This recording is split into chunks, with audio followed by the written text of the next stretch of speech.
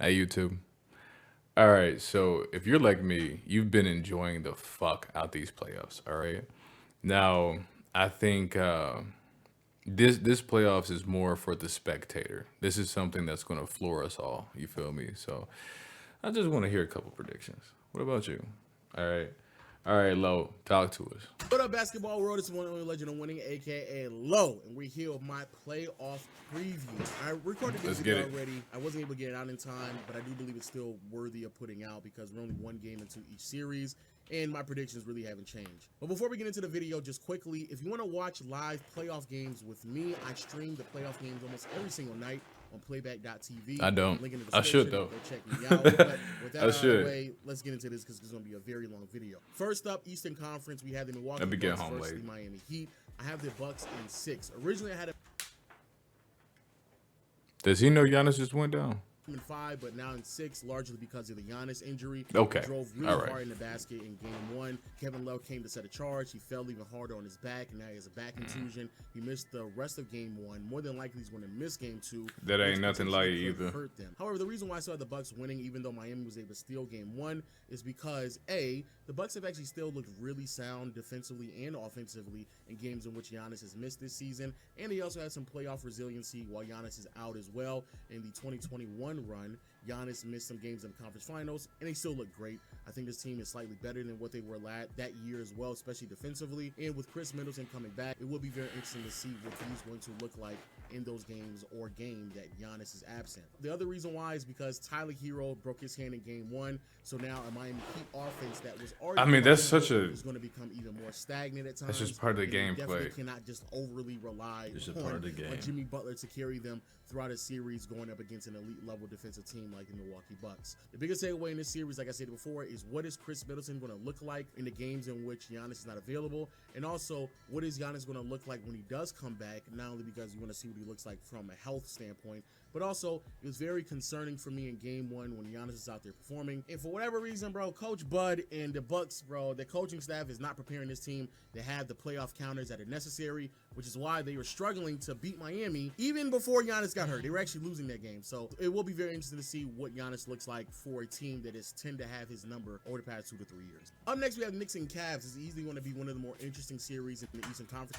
It ain't gonna be interesting, nigga. Cavs in 7. Alright? It ain't gonna be interesting. I'm telling you right now.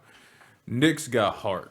Alright? The Knicks got hella heart and they have the talent to boot, right? But truth be told, the Cavs can beat them any day of the week. Okay? And in order to save our bigs, Allen and Mobley, we should probably play at like 80%. We'll still beat these boys. You feel me? In the first round. The reason for this is because I don't believe there is one team that has an overwhelming advantage. I personally want to lean more to Cleveland side in 6 games. The reason for this is because a Knicks team that is heavily reliant at times on Julius Randle's excellence to shot create and play make for everyone else may struggle at times because you're going up against such a defensive-oriented front court in Evan Mobley and Jared Allen. The biggest question mark, though, for the Cavs in the entire series is offensively, what are you going to get out of your front court? And also coming off the bench, what are you going to get as well? In the first game, Donovan Mitchell was brilliant, especially down the stretch, but there's only so much that he can do offensively. Some other players are going to have to step up, especially if this team wants to be able to compete with an offense that is a bit more well-rounded out in New York. Shout out to Jalen Brunson as well. He's also another name that's going to be very interesting in the series to figure out how battle-tested is Jalen Brunson moving forward, as well as Julius Randle when you're matching up against a defensive-oriented team. However, once more, I'm still going to lean Cleveland, but honestly, I can see one way or another. It doesn't really matter to me.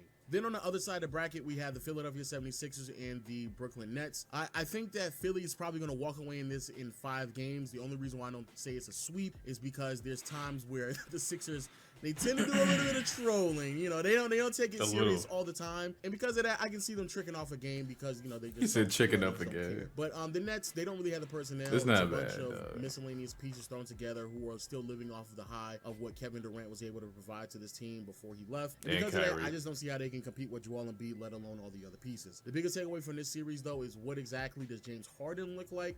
Because I do see He's been making it rain. He struggled a little bit towards the tail end of the regular season. I don't know if he's 100% healthy.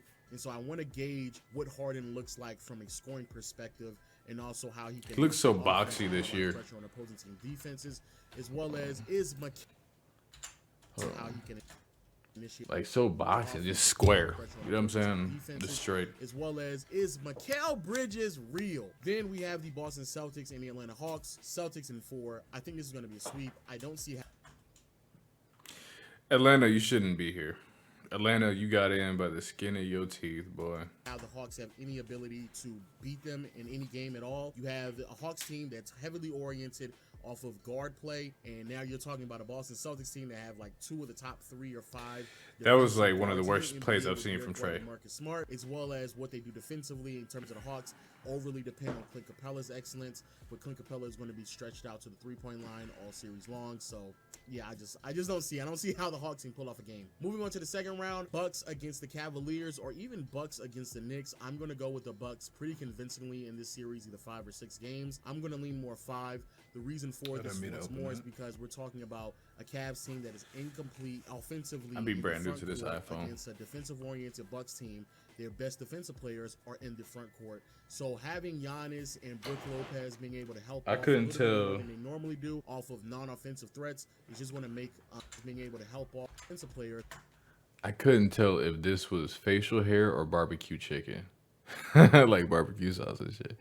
I'm gonna go with facial hair. All right, Lo, I in see the you. front court. So having Giannis and Shit, I Brook ain't got Lopez none, so let me being able shut to up. help off a little bit more than they normally do Let me off shut of up. non-offensive threats is just going to make Donovan Mitchell's job much more difficult than it already will be, and he will have his hand filled trying to score on Drew Holiday. I don't see how the Cavs last at all, and a lot of things that I just stated as well would also be applicable to the Knicks if they make it also. So I have the Bucks winning in 5 in that series. The biggest takeaway is, once again, what does Giannis look like against a defensive-oriented front court, Jared Allen and Evan Mobley? Because once more, I just need to see more counters for Giannis for a deep postseason run before I'm completely convinced that this Bucks team can go all the way. Then on the other side of the bracket, we have the Sixers versus the Boston Celtics. This will be easily the most interesting series of the entire Eastern Conference, in my opinion. Philly team that's trying to get over the hump, finally trying to get to the conference finals against a Boston Celtics team that is trying to make another trip to the NBA finals and potentially submit themselves. I have the Celtics winning in 6 in this series, maybe even 7. The biggest reason for this is because I do not think James Harden is 100% healthy. They're going to need a little bit more initiation from some of their perimeter-oriented players. Once more, a Celtics team. Tobias Harris is about to snap. All right. If anybody's gonna call it, I'm gonna call it right now. Tobias Harris might fuck around and have a 40-point game within this next week. That has 2 of the top 5 defensive Shout out guards to in Marcus Smart and Derek White Walmart J. going up Cole. against James Harden and Tyrese Maxey. Being able to cut that water off, stop the flow of a lot of playmaking that happens out in Philly will be very beneficial. And then on the other side of the floor, bro, the Sixers, they just don't have the perimeter presence to defend Jaylen Brown and Jason Tatum. They just don't have it, and I think they're going to have a great series. Joel Embiid will be stretched to the 3-point line, and quiet as kept, Joel Embiid does a really bad job at defending in space, and that's what he's going to have to do. Okay, now that's true. That's true. The one thing about JT and Jaylen Brown that I want to say, right, is they're both very rhythmatic players. Okay, if you break them up inside, they're not going to shoot outside all game. They're not going to do that. So if you force them to shoot outside all game, I'm kind of okay with that. I'm okay with that. I'm be honest. Sensational all year long. You might see Jason So break down it's gonna be again. very You never know, troubling like for he him. did last Doc year. Rivers also more than likely You never know. coach as he normally does. So yeah, I have Celtics in 6, and then finally we have the Boston Celtics versus the Milwaukee Bucks. The revenge tour, as you will. And this is going to be a very interesting series. However, I'm going to lean Bucks in 7. I think this is going to be another 7-game series. With Middleton back, he's going to have 2 playoff series under his belt to kind of get the flow of things. Hopefully, offensively, he's a bit more dynamic than what the Bucks had last year. Also, Milwaukee was able to push his series to 7 games last year without him. I do believe when he's back, it's going to be a little bit easier for Giannis and company to be a bit more open with their scoring. More importantly, I just feel like what I see from Giannis in this series should be a bit more capable in his ability to score than in the previous series. Hopefully, I think it's time for that Superman to put his cape up. I ain't gonna lie to you.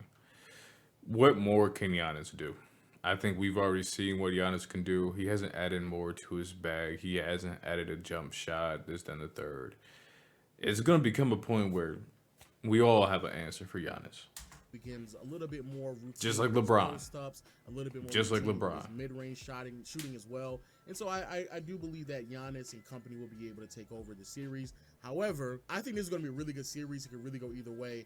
I'm just going to lean more so with Giannis, great defense, and quite frankly, I think Middleton will be the difference maker in this series, and that obviously is the biggest takeaway. So we got the Milwaukee Bucks in the finals. Now, moving on to the West, we have the Denver Nuggets and the Minnesota Timberwolves. Nuggets in 4. Bro, there's so many people, especially on the timeline, who just don't believe in. I actually don't agree with that. Hold on. I really think Boston is gonna run this shit. I think Giannis's little injury from not week one, but uh I guess week one in the playoffs. I think this is gonna come back to bite him around this time. His lower back is still gonna be hurt. You feel me? It's definitely gonna hurt trying to keep up with Tatum. It's definitely gonna hurt trying to keep up with Jalen. So I don't agree. I think Boston right here. The Nuggets, I just don't understand it.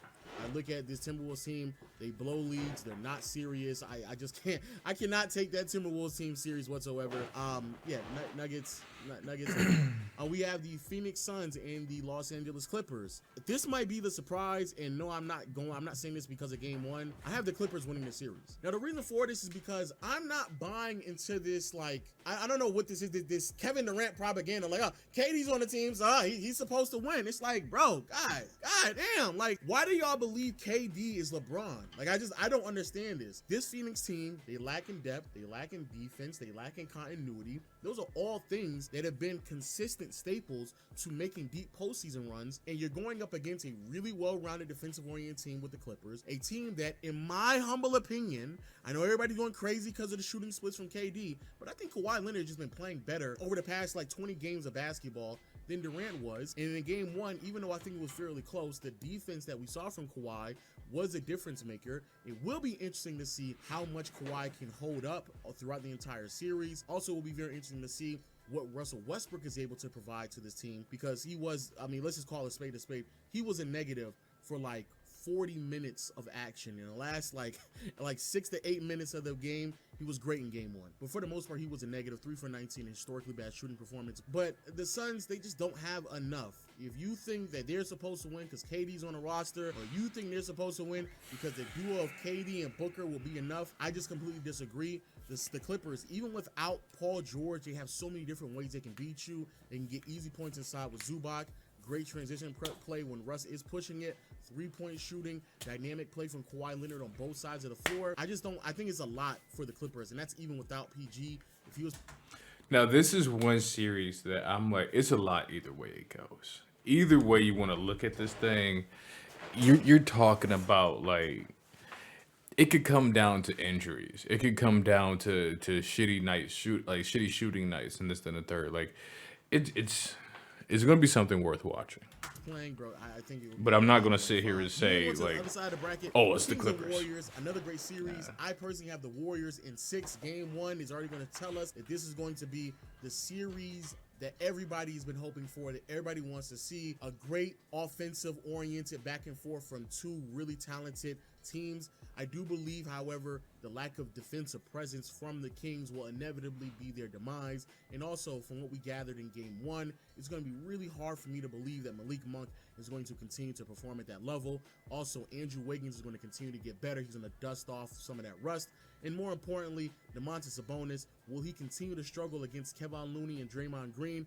Personally, I believe so. I don't think, however, Kevin Huerter's going to shoot that poorly as well. When he's knocking out his Probably shots, not. it spaces out the floor even more, and it makes defenses make tough decisions on switching. And that's where Sabonis can kind of get a lot of what he normally gets off, because when they do switch, there's only so many players that's on the floor. Sabonis should be able to kill the mismatch if they do pull off the switch off the dribble handoff. Nevertheless, though, the lack of Sabonis defense needs from the more Kings will credit. hurt them, and that's the reason He why needs they to get have more the love. Warriors in 6. But still, a really great series. Really, really great series. And then finally, we have the Grizzlies and Lakers. I have the Lakers winning in 5 or 6 Lakers. games. I said this before. The series even Bro, the Lakers can make it to the finals. Okay? Hear me out, okay? Golden State ain't making out of this. So let's say the Grizzlies, look, it's a parade inside my city. Like, put all that shit aside, bro. They can't make it past these veterans here. You feel me? Golden State, these young boys are about to run their legs off. All right, He said in 6. I say 7 if Golden State wins, but it's gonna be in 7 either or, and I'm going Kings. All right. And if the Kings win, the Lakers have a breeze to the finals. That's hard. I want to see what he Again, says. and is further cemented after That's a game hard one. one. Not only because The Lakers you can know, make as you it know, straight to the Morant finals. broke his hand, or he didn't. I don't know if he broke his hand technically, but he had a hand injury. He is ruled out for game 2. Well, it's going to make it even more difficult for a Crazy. Grizzlies offense that is very questionable in half court. Crazy. It's going to make them struggle even further. Shout out to Dylan Brooks. Dylan Brooks had a Laker jersey on in game 1, boy. He was playing for the Lakers. It was pretty nasty. But also shout out to Triple J as well. He was a sensational in game 1. Great on both sides of the floor. Put up really solid Oh, numbers come on, offensively Bron. against the Lakers. But I just think the Lakers are just way too talented. They have way too many pieces to beat you. Shout out to Austin Reeves. He came alive in the 4th quarter. Shout out to Anthony Davis, was the best player on the floor. I don't want to say from start to finish, but it was really great. And LeBron came alive as time continued to progress. I agree. But I will say this, the biggest X factor for the Lakers will be, well, I guess a couple things. Does LeBron look like LeBron of old, or is this just a new version of LeBron that we have to just get accustomed to? Because that's definitely going to be interesting. But being more important, It's a little how can fusion. Vanderbilt stay on the floor without being But sometimes he looks like LeBron of old.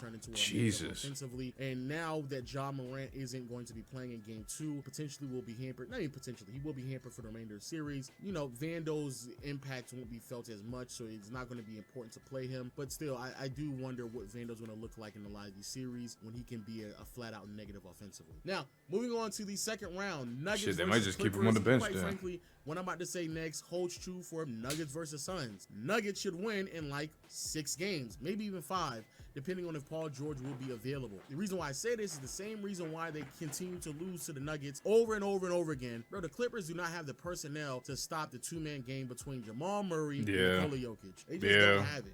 Jokic has a really great job at picking apart the defense. He does a really great job. And Jokic just won't pass the ball. He does a really great That's the job thing. He of just put that thing up. and being able to pick apart players in the post. And you're talking about a team that went out to get Mason Plumlee to just try to throw another body at him. And that's just not going to be enough.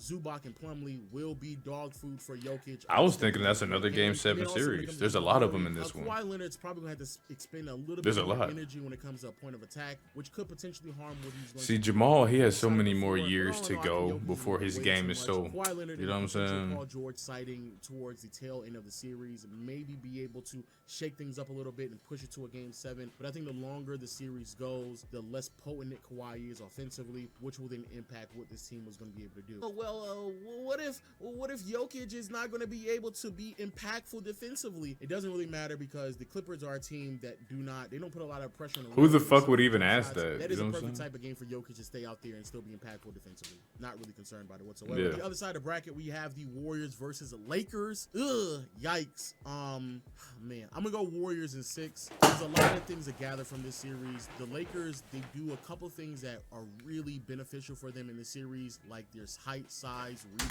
Steph just like shot 3 for 13. That's all I want to say. That's my only pause. Rebounding, something that the Warriors just don't have an answer for. As gritty, as grindy as Kevin Looney and Draymond want to get, there's only so much you can do when you have Vando, LeBron, and Anthony Davis all getting to the basket at will and just getting at the rim. The problem though is that the Lakers, bro, the things that they struggle with, bro, the Warriors just excel in, bro. Like the Lakers are really bad at defending guard play, really bad at shifting their defense left and right without being bad on closeouts. Also, the Lakers are really bad at finding open players when the defense is kind of hiding where the open man is at. LeBron, of course, is really great at that, but Anthony Davis has struggled with that mightily over the past 2 to 3 years, and I think that he's going to continue to struggle with that. And also, I just think that AD, unless he's playing at like a top 5 level, which he could, I just don't see how AD is going to have enough of a presence in this. Listen, I have a feeling that the little Splash Brothers, right? Their little hot streak, it's over. This dynasty, it's over.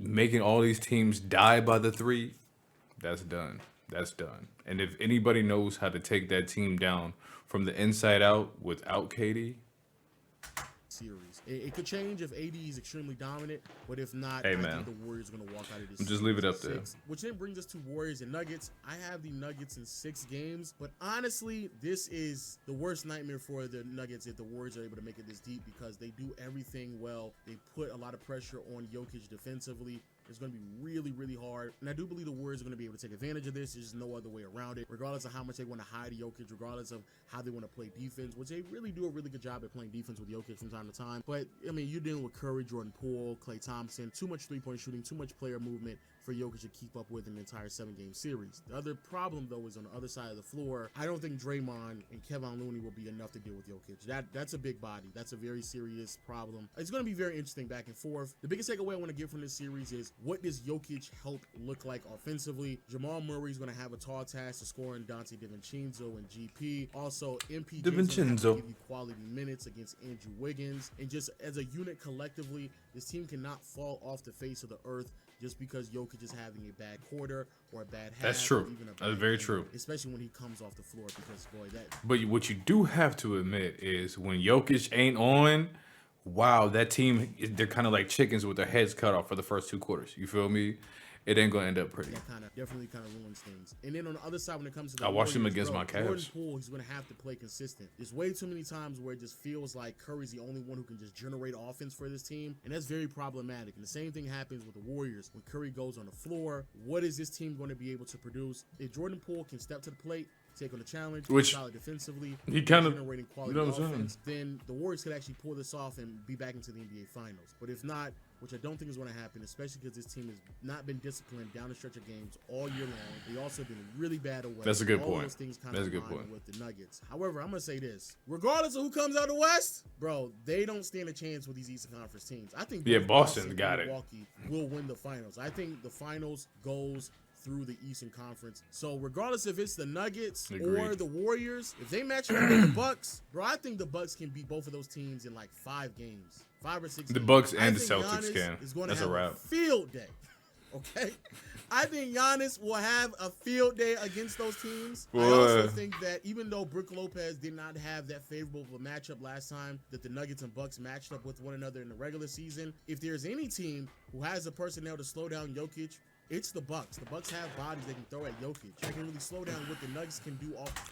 I will say this: Jokic is a bowling ball, though. No, he's a wrecking ball. To be honest with you, you feel me? We don't see him go down. We don't see him get hurt. So, offensively, it's the Bucks. If there's any team who will put constant pressure on the rim to really challenge that questionable Jokic defense, not even really questionable, the bad Jokic defense, it's the Bucks. I think the Bucks are going to handle the Nuggets. I think the Bucks are going to handle the Warriors. Curry going to have to generate constant offense over and over and over again against Jrue Holiday. I think he's going to have a favorable matchup, but a bad game. I don't think the Warriors are going to make it like that in that series. And I think Giannis is going to have a field day against Kevin Looney and Draymond Green. I truly do. If the Bucks make it to the finals, but especially Draymond. Yeah, those are my thoughts. I have the Bucks winning the NBA Finals in 5 games, 5 or 6 games. Giannis been crowned champion, and we're going to have a real conversation when it comes to Giannis. But, yo, let me know your thoughts in the comment section below. Those are my playoff predictions. Hopefully, I see you on the stream. And until next time, I'll see you all later. Peace. Hey, Lo, that was a good one, dog. That was a good one. God damn. Hey, let me like the video and tell y'all what the fuck time it is.